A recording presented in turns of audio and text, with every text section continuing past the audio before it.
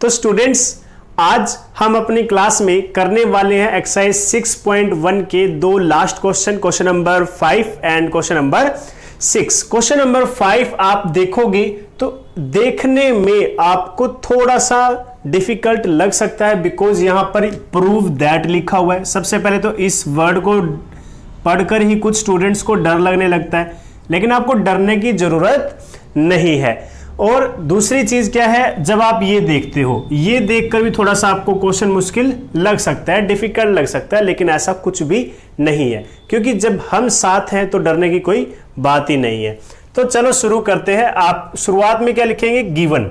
आपको इस क्वेश्चन में गिवन क्या है, तो सिंपल सी बात है, गिवन है आपके पास POQ is a line, POQ is a line, और उसके साथ साथ और क्या गिवन है, और गिवन है OR is perpendicular to PQ and OR is perpendicular to PQ। अगर OR परपेंडिकुलर है PQ के ऊपर तो आप ये कह सकते हो सच दैट एंगल QOR की बात कर लेते हैं, QOR is equal to 90 degree. अगर QOR 90 डिग्री है तो एंगल POR भी कैसा हो जाएगा, 90 degree, and angle POR is equal to 90 degree, यानी कि ये भी 90 और POR भी 90। तो हम कह सकते हैं this implies angle QOR is equal to angle POR is equal to 90 degree. मुझे ये बताओ, क्या यहां तक किसी को डिफिकल्टी है? होनी तो नहीं चाहिए, अगर है तो आप एक बार दोबारा वीडियो देखो। तो यही कर सकते हैं फिलहाल तो, क्योंकि आप और मैं बिल्कुल पॉइंट टू पॉइंट और वर्ड टू वर्ड कन्वर्जेशन नहीं कर सकते हैं, तो आपके पास एकमात्र यही सहारा है कि आप वीडियो को थोड़ा सा दोबारा से प्ले करके देख सकते हैं, या फिर आप कमेंट बॉक्स में भी लिख सकते हैं और आप वहां से पूछ सकते हैं। और अगर आप हमारे स्कूल के ग्रुप में हैं तो आप वहां पर ग्रुप से मेरा नंबर लेकर डायरेक्टली मुझसे भी पूछ सकते हैं, फोन भी कर सकते हैं और मैसेज भी कर सकते हैं। चलिए कोई बात नहीं, तो आगे चलते हैं। क्योंकि परपेंडिकुलर है तो एंगल QOR, देखो एंगल QOR 90 डिग्री हो गया, और जिसका साथी है ROP ये भी क्या हो जाएगा, 90 डिग्री हो जाएगा। ठीक है, तो दोनों 90 तो आपस में इक्वल हो जाएंगे, सिंपल सी बात है, क्योंकि हम पहले ही चैप्टर नंबर 5 में पढ़ चुके हैं all right angles are equal. दोनों राइट एंगल है तो ये क्या हो गए, इक्वल हो गए, सिंपल। अब हम लिखेंगे टू प्रूव।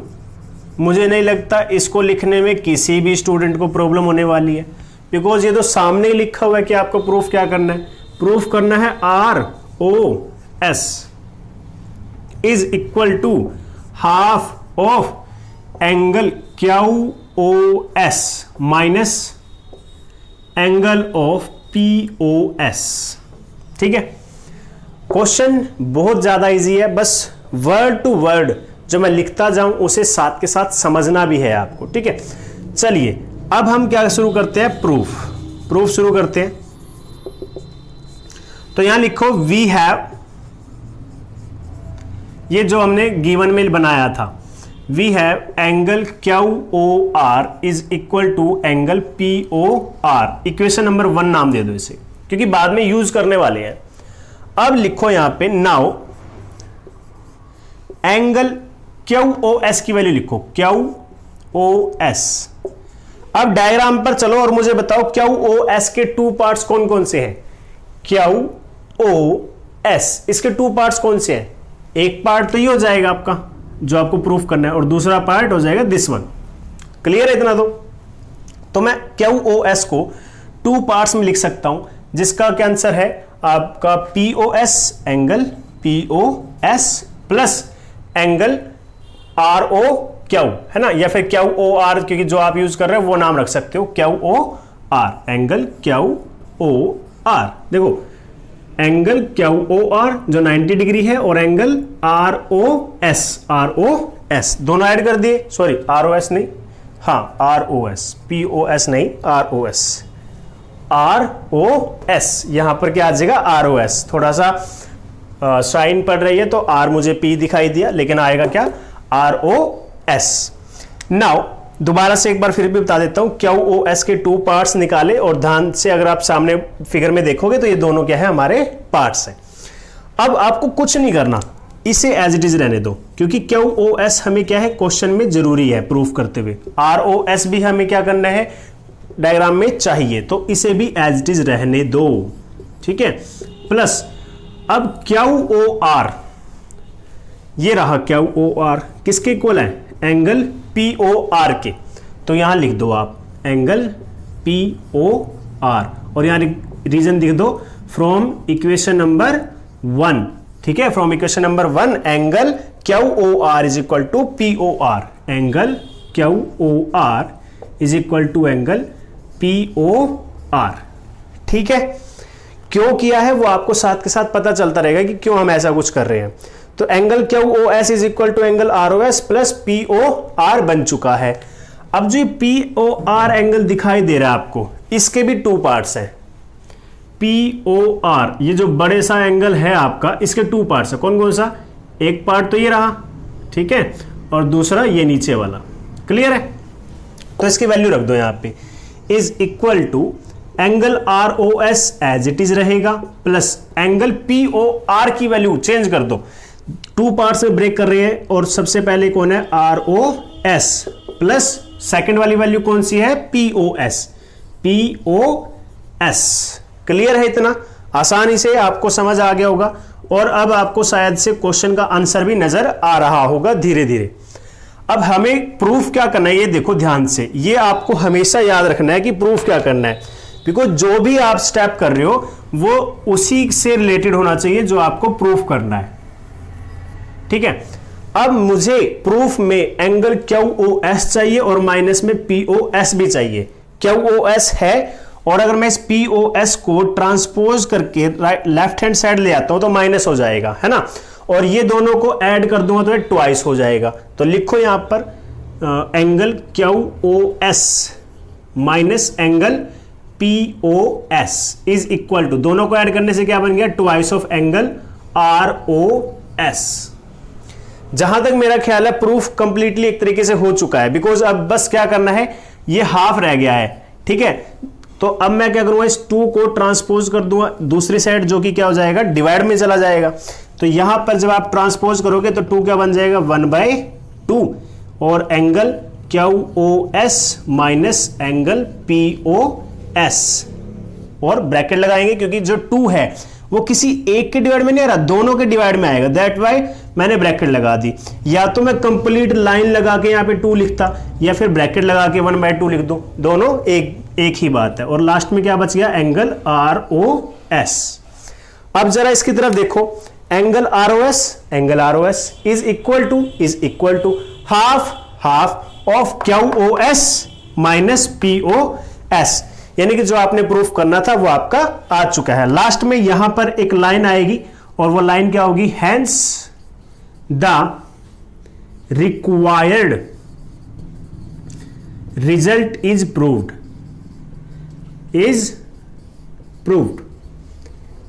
या आप सिंपली ये भी लिख सकते हो हेंस प्रूव्ड, और या फिर इस तरीके से एक अच्छी सी लाइन लिख सकते हो, hence the required result is proved.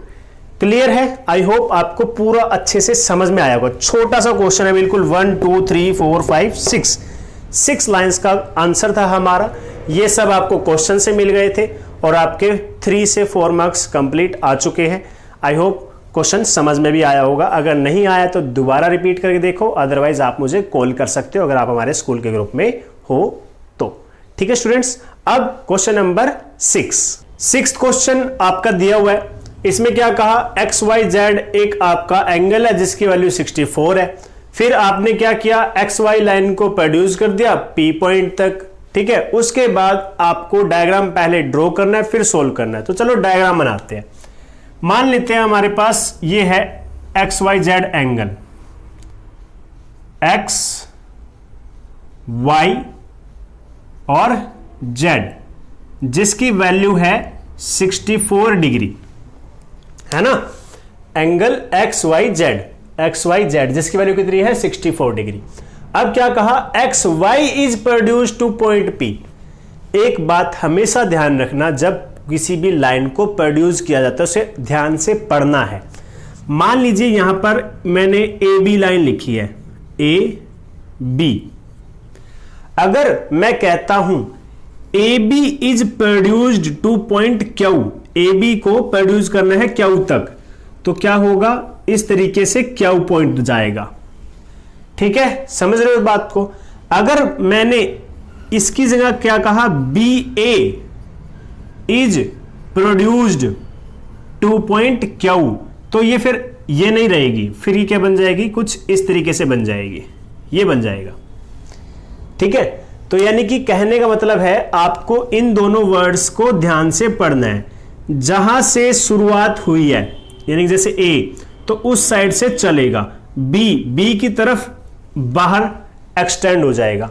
अब यहां पर क्या हुआ, एक्स वाई को प्रोड्यूस करना, तो जैसे एक्स यहां पर है तो ये वाई की तरफ बाहर की तरफ एक्सटेंड होगा।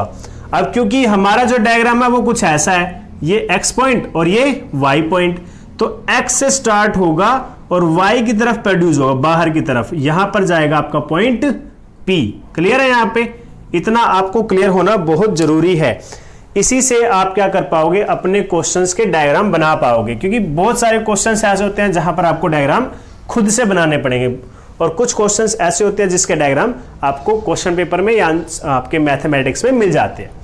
तो जब आप इसको एक्सटेंड करोगे तो ये कुछ ऐसा बन जाएगा, और ये क्या बनेगी, एक स्ट्रेट लाइन ही रहेगी, बिकॉज एक्सटेंड कर रहे हो आपने, कोई अलग से रे नहीं ड्रॉ की, इसी लाइन को एक्सटेंड किया है, तो ये X Y P is a line. ठीक है, उसके बाद आगे क्या कहा, if ray Y Q bisects Z Y P. अब जेड वाई पी ये एक एंगल है, इस एंगल को बाइसेक्ट किया है किसी रे ने, उस रे का नाम है वाई क्यू। क्या नाम है उसका, वाई क्यू। ठीक है, क्यू क्यू जो आपको अच्छा लगता है। ठीक है, तो ये बाइसेक्ट हो गया, दैट मीन्स ये दोनों एंगल इक्वल। नाउ आपको क्या करना है, find X Y Q, X Y Q, this angle आपको फाइंड आउट करना है, and also reflex of Q Y P, Q Y P, इस एंगल का रिफ्लेक्स फाइंड आउट करना है। लेकिन रिफ्लेक्स फाइंड आउट करने के लिए आपको पहले क्या चाहिए, एंगल चाहिए, तभी तो आप 360 डिग्री में से माइनस करके रिफ्लेक्स फाइंड आउट कर सकते हो। तो चलो शुरू करते हैं इस क्वेश्चन को। सबसे पहले आपका जो है, क्योंकि फाइंड करना तो इसमें सॉल्यूशन लिख सकते हो आप।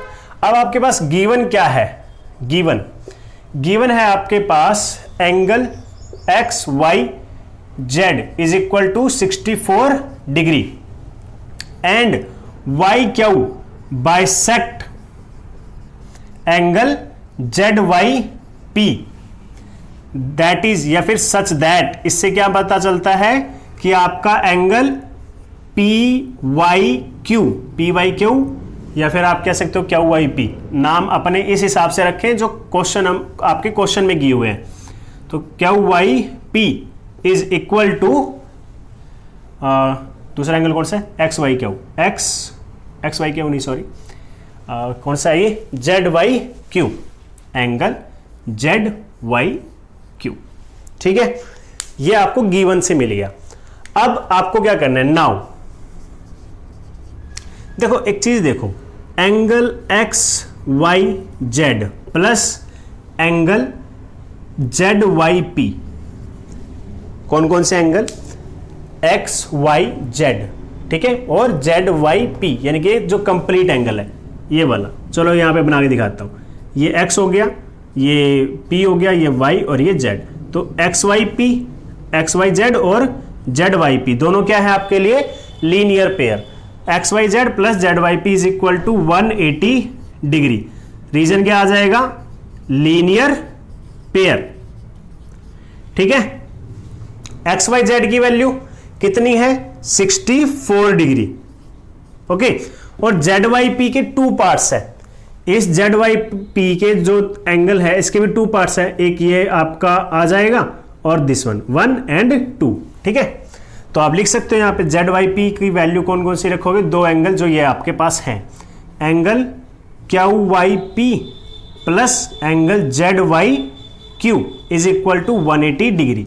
रीजन बताओ क्यों है, angle Z Y P is equal to angle Q Y P plus angle Z Y Q. ठीक है, इन दोनों एंगल्स का सम जेड वाई पी के इक्वल है। Z Y P is equal to Q Y P plus Z Y Q. Clear है इतना? और अभी हम यहां पर दिखा चुके हैं, आप इक्वेशन नंबर 1 भी दे सकते हो इसको, कि ये दोनों एंगल क्या है, इक्वल है। तो यहां पर लिख देते हैं 64 degree plus angle Q V P, या फिर आप ये भी लिख सकते हो, हाँ क्यू वाई पी लिख दो, Q Y P plus angle Q Y P is equal to 180 degree, या फिर आप इस 64 को दूसरी साइड भेज दो, -64 डिग्री। इस 64 को हमने क्या कर दिया, ट्रांसपोज कर दिया। अब यहां लिखो because from equation number 1 Q Y P is equal to angle Z Y Q. Clear है? अब इसे सोल्व करो, ये तो क्या बन जाएगा, twice of angle Q Y P is equal to 180 में से जब आप 64 को माइनस करोगे कितना आएगा, 116। क्लियर, 116। अब इस 2 को क्या करोगे, डिवाइड में ले जाओ, angle Q Y P is equal to 116 divided by 2 and this will give you 58 degree. तो क्यू वाई पी की वैल्यू आई है, लेकिन हमें तो क्या चाहिए था, एक्स वाई क्यू और क्यू वाई पी का रिफ्लेक्स चाहिए था। तो सबसे पहले क्या एक्स वाई क्यू निकालते हैं। Now angle X Y Q, देखो एक्स वाई क्यू कौन सा है, एक्स वाई क्यू, इसके भी 2 पार्ट्स हैं, एक्स वाई जेड और जेड वाई क्यू। यहां एक चीज और लिख सकते हो, also Q Y P is equal to किसके बराबर था, क्यू वाई पी आपका जेड वाई क्यू के बराबर, जेड वाई क्यू के। तो दोनों की वैल्यू कितने आ गई, 58 डिग्री। ठीक है, इतना आपने कर लिया। नाउ एक्स वाई क्यू की वैल्यू को 2 पार्ट्स में लिखोगे, जिसका आंसर आएगा angle X Y Z plus angle Z Y Q. ठीक है, आंसर लिख दो दोनों के, एक है 64 और दूसरा है 58 डिग्री। दोनों को ऐड करो, 8 + 4 12, 6 + 5 11 + 1 12, 122 डिग्री आपका आंसर आया है। किसका, एंगल एक्स वाई क्यू का। उसके बाद आपको क्या फाइंड आउट करना था, reflex of Q Y P. तो यहां लिख दो also reflex of angle Q Y P. और कैसे फाइंड आउट करते रिफ्लेक्स, 360 डिग्री से उसकी एक्चुअल वैल्यू माइनस कर दो, क्यू वाई पी। अब 360 degree minus Q Y P की वैल्यू आपने निकाली थी 58 डिग्री, तो आंसर कितना आएगा, 302 degree. This is your answer. Okay students, I hope दोनों क्वेश्चन आपको समझ में आए होंगे। 6.2 एक्सरसाइज नेक्स्ट वीडियो में करेंगे स्टार्ट। तो आज के लिए बस इतना ही। Thank you, have a good day.